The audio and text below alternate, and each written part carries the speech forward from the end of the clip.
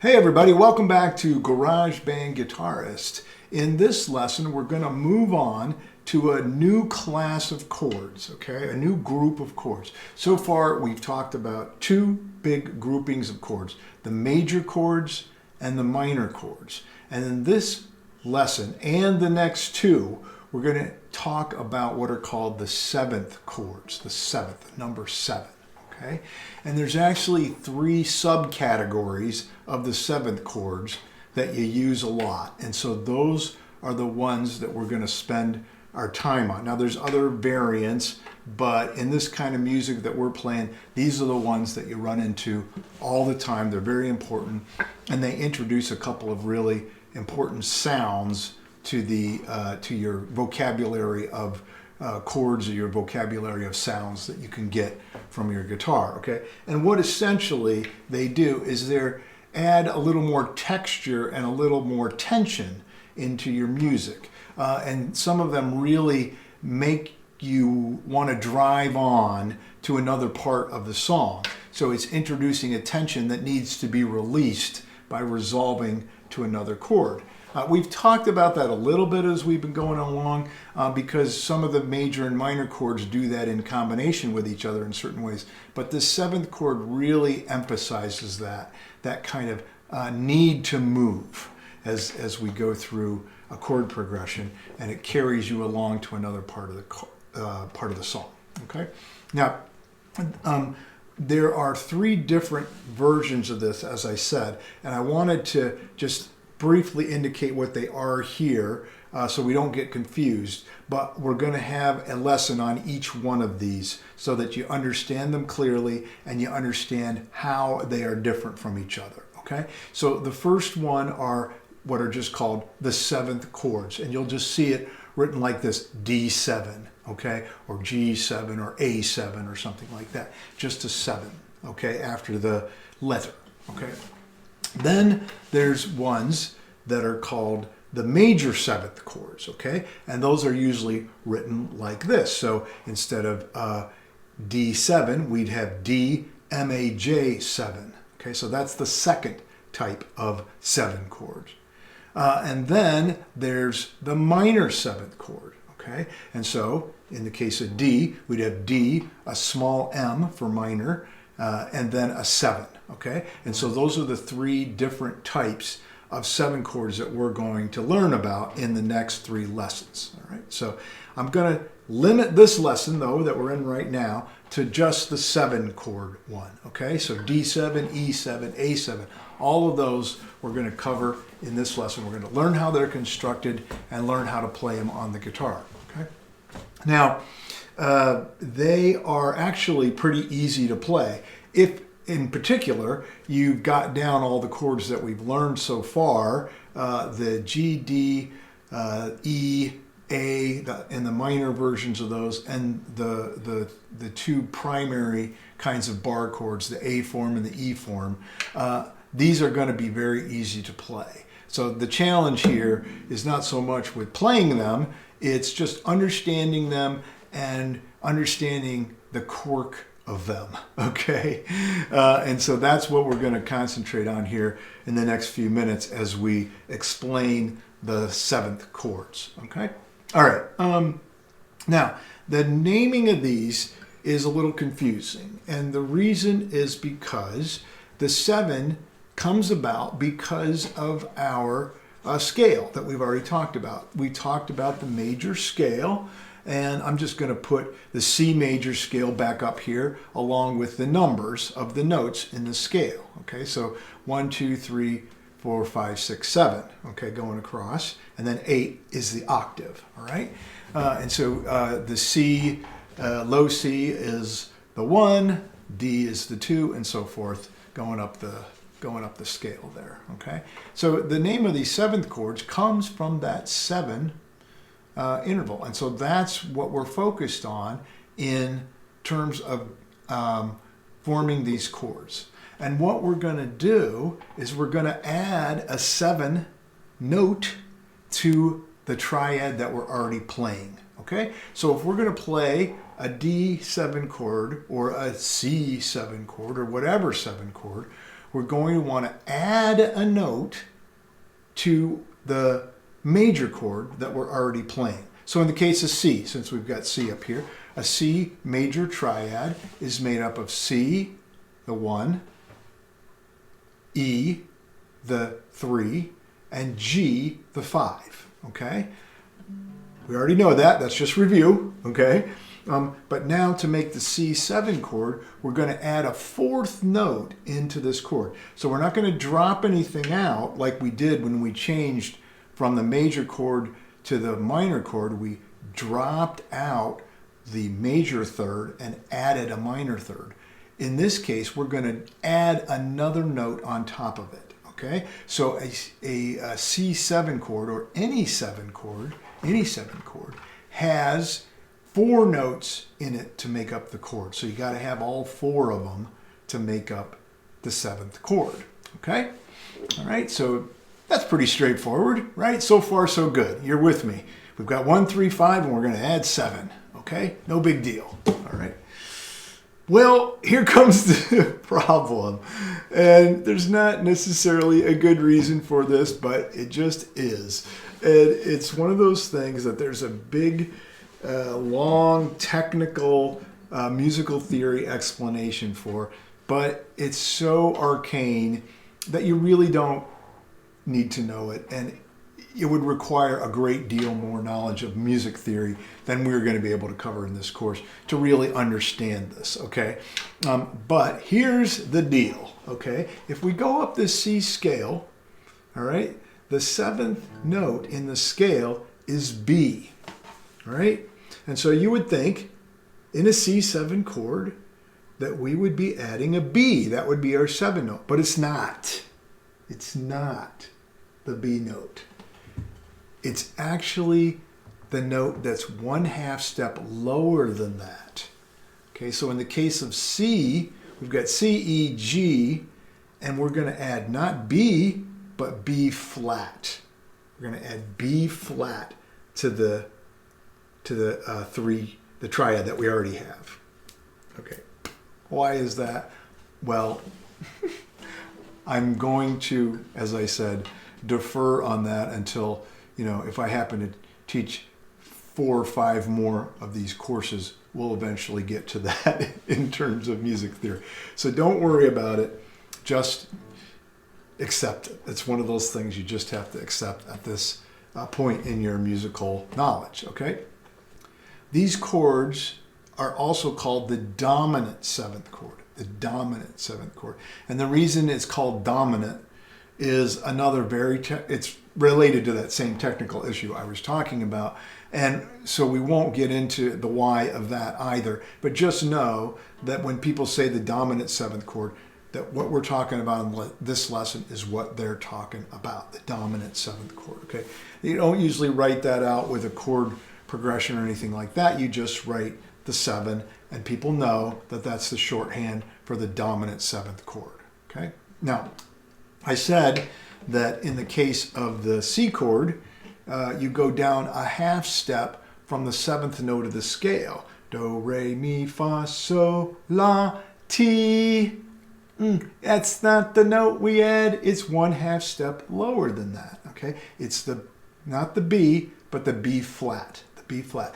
And so that B note that in the scale is 1/2 step away from getting back up to the octave, right? So if you're going up your major scale, C, D, E, F, G, A, B, and then C. Okay? So there's just a 1/2 step between the B and the C in the major scale.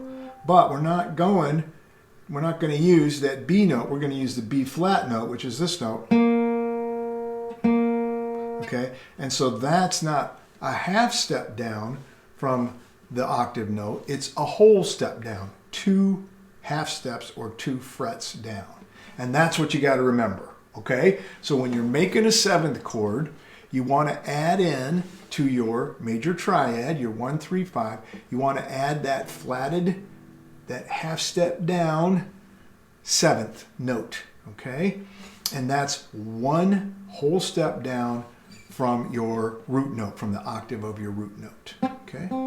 So, if we were making a D7 chord, what note is it that we would want to add into it? Well, it's one step down from a D note, okay? One whole step down, two half steps. What is that? It's a C, right? So for a D, we're going to add in a C to get the D7 chord. For an A7 chord, okay, there's our A. We got to go one step down from an A. That's G. So G is the note that we're going to add in, okay? And so on, okay? That's how it works, all right? So you can easily figure out what a 7th chord is because you know you've got to add a note and you know it's the note that's one step down from your root note. So if you're playing I don't know, pick a chord, a G, okay, playing a G chord, and they said, no, let's change that to a G7, okay, G7. All right, so then you're like, okay, G7, okay, now I got to get an F in there somehow because F is one step down from G, and so now I've got to change what I'm playing to get that F note in there, okay? That's all there is to it. It's really actually quite simple to form these dominant 7th chords, okay? Now, what do they sound like, and why do I say that they add more tension and they add more transitional energy into a song? Okay, well, let's just take a G major progression. Okay, we've got, let's use G, C, and D. Okay, those are our favorites in this course so far. And so we've got our G, and then we switch to C, and then D. Back down. Okay, that's a typical chord progression. But let's use a D7 instead. And you'll hear that it gives us a stronger kind of pull to get off of it and get back to something else. All right, so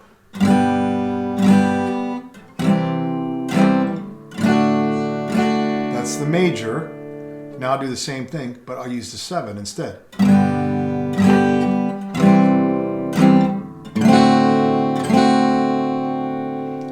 That little more dissonance in it, and it's telling you, go away from here, move on, move on. And it makes you want to resolve back to the G, and it's, you know, you feel more at rest when you do that, right? Because that's pretty tense.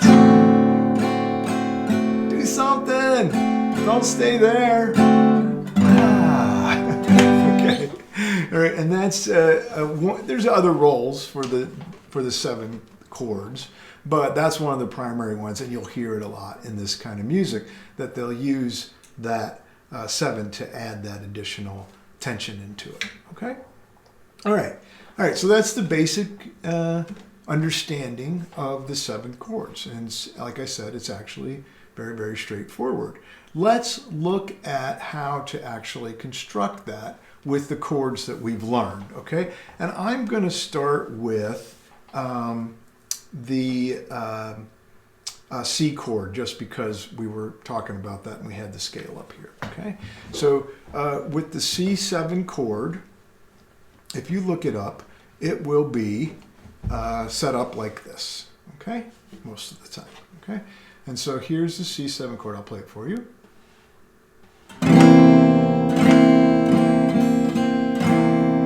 Okay, and then we know already, as I've said, that we're adding that flatted 7th chord in there, or note into the chord, okay? And that note is a B flat. And so what's going on in this chord here is we've got a E, a C, an E, and then on the G string, we're going to put our pinky down, and that's the B flat note. The 3rd fret on the G string is a B flat note. Then we've got a C and an E, okay?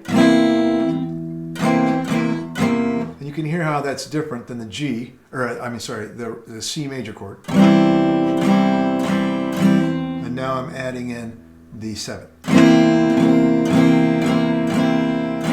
And you get that extra little bit of tension. That's how you finger a C7 chord, okay? All right. let's do D7 real quick, okay? So here's a D7 chord. So here's a D major chord. Let's start with the D major chord. Recall that we're not playing the lower string. We're going to mute that. But then we've got an A, a D, another A, a D, and then our F sharp on the top. That's our 3, the F sharp, okay? So the 3 notes are D, F sharp, and A in the D chord. And now we got to get our 7th in there. What's the 7th note? It's a whole step down from D. And so that one is what? C, right? A whole step down from D is C. So where do we get a C? Well, here's how we do a D7 chord. And we basically take that little triangle that we made with our D chord and we turn it upside down, okay? And so now we're going to play on that B string. Instead of playing on the 3rd fret, we're going to play it down on the 1st fret. And that's going to give us that 7th note. That's the C note. And we play the rest of it the same frets, but we have to move our fingers around a little bit. So now we've got our middle finger on the 2nd fret of the G string.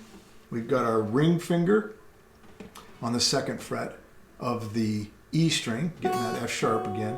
But now we've got our index finger, and we're going to put that one down on the B string on the 2nd fret.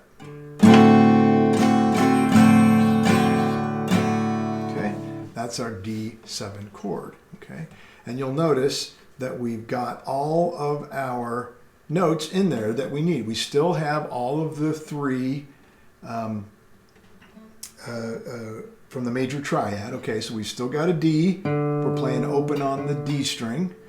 We've still got 2 A's we're playing. We're playing one on the open A string, and then we're playing one on the 2nd fret of the G string. Okay, so we've got a D and 2 A's. And then we've got our F sharp on the top up here. So we've got the 1st, the 3rd, and the 5th, and then the 7th coming in on the B string. So we've got all 4 notes that we need to make the 7th chord. Okay, there it is. Now, I'm going to go back to C for a second. C 7th chord, okay, because when we were holding that normal C chord, the G was being played on the open G string. Okay, the rest of the notes were E, C, E, and the open G. Then we got a C, and then we got an E. Now that G string is our only G.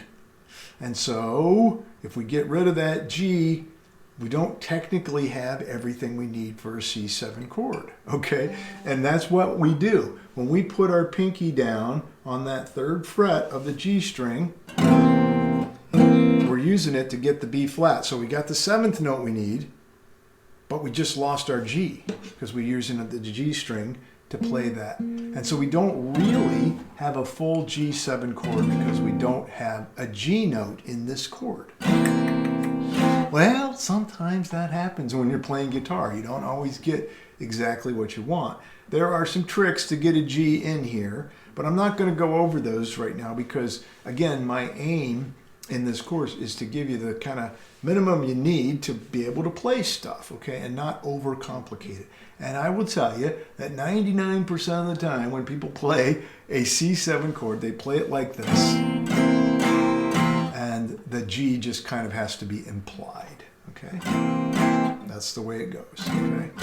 So that one is the exception of the 7 chords that we're going to play, in that it doesn't continue to maintain the 5th note in the 1, 3, 5 from the triad, okay? All right, let's do some other ones here. And the rest of these conform to what it's supposed to be. First one, the next one I wanted to talk about is the G7 chord, okay? So let's just stop for a second and ask yourself, I already said it earlier in the lesson, so if you've got a good memory, you already know the answer, but you can figure it out if you didn't remember, okay? What is the note we need to add to turn our G major chord into a G7 chord? one step down from the root. The root is G, and so we got to go one step down from G, and that note is an F. So, okay, we got to get that F note in there somehow, all right? And the way that we do that is we drop down the G that we have on the highest string, on the E string. Okay, so in our normal G major chord form, we're getting a G up here on the top string, okay, on the 3rd fret. And so we need to go down 2 frets, 2 half steps, 1 whole step, down to F. That's the note we need to add to our chord, okay? And so we're going to shift our fingers around a little bit to get that F note, okay? So how are we going to do that? Well, what we're going to do is we're going to put our ring finger on the 3rd fret of our E string, of our low E string, okay? And then we're going to put our middle finger on the 2nd fret of our A string, okay? So those are the notes we have so far. All right, we're going to continue to play the middle 3 strings open, the D, the G, and the B. And then we're going to use our index finger over here on the E string on the 1st fret to get that F note. So we've got G, B, D, G, B, F. Okay, there it is. That chord, just to help you, and it's a good stretch to play it, okay? So you're gonna want to work on that one a little bit. But think about it like this. Go to your C chord, and all you're gonna do is kind of spread that out a little bit more, okay? So you're gonna move your middle finger and your ring finger out 1 set of strings, okay? So same thing, but out 1 set of strings. And then the same thing with your index finger. You're gonna move it out, because right now it's on the B string, and you're gonna move it out to the E string. And so playing the G7 chord is kind of like playing a more stretched out version of the C chord. So those two hand positions are related to one another, and it might help you to get to the G7 one if you're thinking about how it feels to be in that C position. And it might be good when you're practicing to just go back and forth between those 2 chords to help you get used to the G7 position, okay? All right, so that one worked out just fine. We lost a G when we lost this 3rd fret up here to move it down to get the F, but we still have 2 other G's in the chord. We have the low one, and then we've got the open G string. So we still have all 3 of the original triad, and then we have the F. So we've got all 4 of the notes we need for the 7th chord, okay? All right, let's do a couple more here. A7, okay, how do we get A7? Well, this is our A chord, recall. Okay, and what we need to do is find a way to get a what? 1 step down from A is G, right? We got to figure out how to get a G in here, okay? And there's a couple of different ways of doing that actually, but I'm going to show you the most common way of doing it, and that is to open up the G string, okay? So in here, with your middle finger, you are playing on the 2nd fret, you're playing an A note, right? It's G, G sharp, A on the 2nd fret. And all we're going to do to get a G is play that string open, all right? So now we've just got 2 strings we're pushing down instead of 3, so we're kind of playing the outside of that little bar there. And that's getting us that G note. Now again, we sacrificed an A note to get that, but we've got another A still going down here in the chord, so we're still good. We still have our 3 notes that we need for the A chord. We've got the A, the E, and the C sharp. Okay, we still got all those, and then we've got more E's, okay? E's all over the place. But then so we gave up one A on the G string, but we still got an A down here, so we're good. All right. Now there's a couple other easy ways to play an A7, but I'm not going to do those because I want you to focus on getting each of these down, and then later on we can expand the variants of some of these chords. But let's try to get one down, and this is the one that you'd use, 70–80% of the time. Okay, that's the A7 chord. Now we're going to come back to that one in a second because we're going to use it with our bar chords. But let's do our last open chord form first, the E7. Okay, so we've done C7, D7, G7, A7, and now I want to do E7. E7. Okay, and here's our good old friend, the E major chord. We want to add a note to this. What note do we want to add to the E to get E7? To the E chord to get E7? Well, one step lower than E, that's D. So we want to get a D in here somehow, okay? And there's a couple different ways to do that too, but again, I'm going to show you the simplest, easiest way to do it, the most common way to do it. And that is to open up on your D string. So on the A chord, we just opened up the G string. On this one, we're going to open up the D string. Right now, in the E major formation, we're playing an E note on the 2nd fret. We're using our ring finger to do that, our number 3 finger. Okay, and we're just going to lift that up and let that note play open. And when it's open, it's a D, right? That's the note we tune that string to. So if we do that, we just open that up and let that ring. We've got an E7 chord as opposed to the E major chord.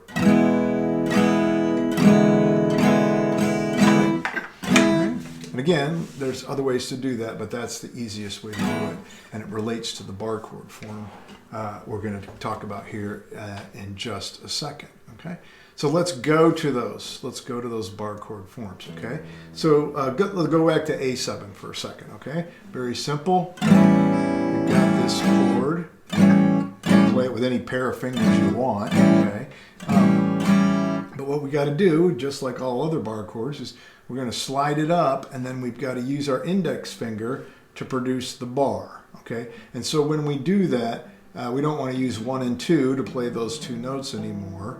We want to use 3 and 4 when we do that. Okay, that's the easiest way to do it. So let's go up here to the 3rd fret. We'll put our bar on the 3rd fret, like that. And then to grab those 2 notes that we would slide up from down here, we're going to use our pinky on the B string on the 5th fret. And we're going to use our ring finger on the D string, also on the 5th fret. And that's going to give us that little pair. And then we're going to put our bar on 3. Okay?